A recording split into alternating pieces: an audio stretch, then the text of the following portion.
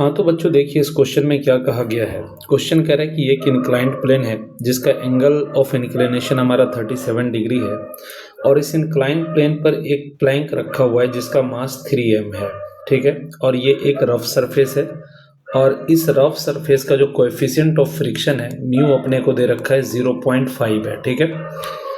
और ये इस पर एक आदमी है जिसका मास स्मॉल m है। क्वेश्चन पूछ रहा है कि ये नीचे की तरफ ये आदमी कितने एक्सेलरेशन से, मिनिमम कितने एक्सेलरेशन से मूव करे ताकि ये प्लैंक जो है इस पर स्टेशनरी रह सके, ठीक है ना, रुका हुआ रह सके, ये ऐसा पूछ रहा है। तो देखिए सबसे पहली चीज़ तो आपको ये करना है कि पहले चेक करते हैं कि ये प्लैंक नीचे गिर रहा होगा या नहीं गिर रहा होगा। अगर ये आदमी सपोज रेस्ट में है, ये आदमी अगर चुपचाप रेस्ट में खड़ा है तो वैसे सिचुएशन में हमें देखना है इस पर है कि नीचे की तरफ कितना फोर्स लगेगा और ऊपर की तरफ कितना फोर्स लगेगा। तो अगर मैं इस पर देखता हूँ, अगर मैं इस पूरे को एक सिस्टम मान करके चल लेता हूँ, इस पूरे को एक सिस्टम मान लेता हूँ, तो मुझे जो नीचे की तरफ फोर्स दिखेगा वो फोर्स दिखेगा mg sin थीटा के बराबर। अगर मैं इस mg sin थीटा को, mg sin थीटा मतलब टोटल मास इंटू जी इंटू साइन थीटा, तो टोटल मास यहाँ पर 3m प्लस m 4m हो जाएगा। तो हम कह सकते हैं कि इस पर जो नीचे की तरफ फोर्स लग रहा है वो नीचे की तरफ लगने वाला फोर्स है कितना, 4mg into sine theta. Sine theta is sine 37 degree. तो हम कह सकते हैं हमारा हो जाएगा 4mg साइन 37 हमारा कितना होता है 3/5। तो ये हमारा आ जाएगा 12mg/5। 12mg/ हमारा 5 आ रहा है, ठीक है ना। ये हमारा आ रहा है नीचे की तरफ लगने वाला फोर्स जो इसको नीचे की तरफ लेके आना चाह रहा है, ठीक है। अब हमें ये चेक करना है कि इस पर, इसको रोकने के लिए इस पर मैक्सिमम फ्रिक्शन यानी इधर की तरफ मैक्सिमम फ्रिक्शन कितना लग सकता है। तो अगर मैं फ्रिक्शन कैलकुलेट करना चाहता हूं तो फ्रिक्शन को मैं कह सकता हूं म्यू mg cos थीटा, जो हमारा लिमिटिंग फ्रिक्शन होगा एक तरह से।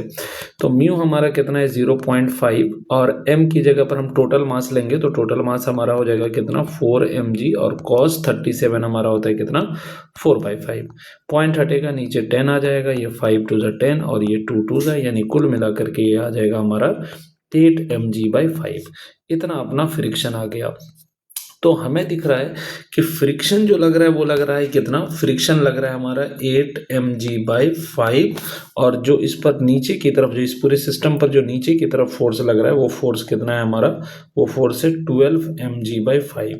तो ऑब्वियस सी बात है कि नीचे लगने वाला फोर्स ज़्यादा है तो वो इस प्लैंक प्लस इस आदमी को नीचे की तरफ लेकर के आना चाहेगा।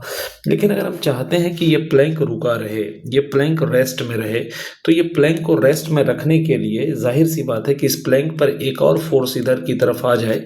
कितने का आ जाए, इतने का आ जाए कि ये फ्रिक्शन और ये 12mg/5 को बैलेंस कर दे। तो आप कह सकते हो कि सर ये 8mg/5 दिख रहा है, इधर 12mg/5 दिख रहा है, तो इधर जो है अगर 4mg/5 और अगर एक्स्ट्रा आ जाता है तो ये प्लैंक रेस्ट में रह जाएगा, ऊपर का फोर्स बराबर नीचे का फोर्स हो जाएगा। तो ये 4mg/5 इस प्लैंक को और चाहिए इस डायरेक्शन में, तो ये कौन देगा, ये आदमी देगा मूव करके। जब ये आदमी नीचे की तरफ मूव करेगा तो प्लैंक को पीछे की तरफ पुश करेगा, तो प्लैंक पे लगने वाला फोर्स अगर ये 4mg/5 हो जाता है तो ये प्लैंक रह सकता है रेस्ट में। अब चूंकि ये आदमी अगर नीचे की तरफ मूव करेगा और प्लैंक को पीछे की तरफ 4mg/5 का फोर्स देगा तो प्लैंक भी इस पर आगे की तरफ एक फोर्स देगा आदमी को, कितने का, 4mg/5 का। तो इस मैन को जो लगने वाला फोर्स है आगे की तरफ वो 4mg/5 है और इसी की वजह से ये एक्सेलरेटेड होगा नीचे की तरफ। तो हम कह सकते हैं कि हमारा answer 4mg/5 should be equal to कितना होना चाहिए, ma, m से m कैंसिल हो जाएगा, m से m कैंसिल हो जाएगा, g नहीं कैंसिल होगा, तो we can say a is equal to कितना होगा 4g/5। g की वैल्यू 10 डाल देते हैं तो 4 इंटू 10/5 मतलब 5 2 10। आंसर हमारा 8 मीटर पर सेकेंड स्क्वायर यानी ऑप्शन बी जो है वो करेक्ट हो जाएगा। Thank you.